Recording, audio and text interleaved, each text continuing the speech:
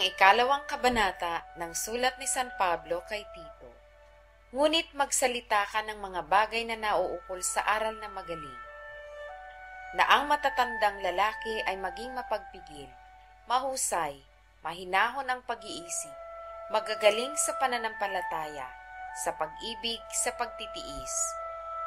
Na gayon din ang matatandang babae ay maging magalang sa kanilang kilos, hindi palabintangin, ni paalipin man sa maraming alak, mga guro ng kabutihan, upang kanilang maturuan ang mga babaeng may kabataan na magsiibig sa kani-kaniyang asawa, magsiibig sa kanilang mga anak, mangagpakahinahon, mangagpakalinis, mangagpakasipag sa bahay, magagandang loob, pasakop sa kani-kaniyang asawa, upang huwag lapastanganin ang salita ng Diyos.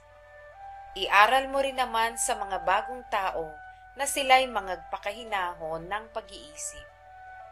Sa lahat ng mga bagay ay magpakilala kang ikaw ay isang uliran sa mabubuting gawa, at sa iyong aral ay ipakilala mo ang walang kamalian ang kahusayan.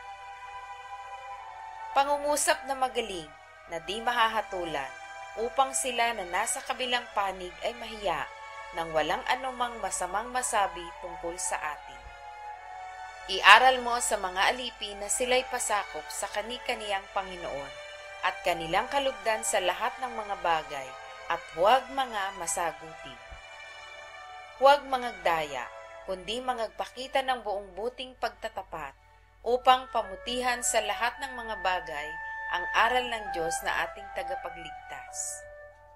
Sapagkat napakita ang biyaya ng Diyos na may dalang kaligtasan sa lahat ng mga tao, na nagtuturo sa atin upang pagtanggi natin sa kalikuan at sa mga kahalayan ng sanglibutan ay marapat mabuhay tayong may pagpipigil at matuwid at banal sa panahong kasalukuyan ng sanlibutang ito.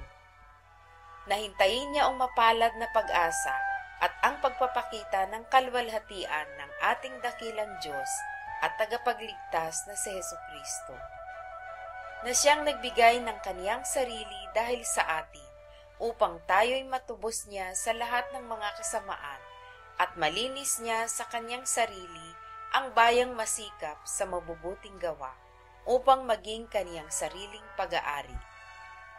Ang mga bagay na ito ay iyong salitain at iaral at isaway ng buong kapangyarihan. Sino man ay huwag humamak sa iyo.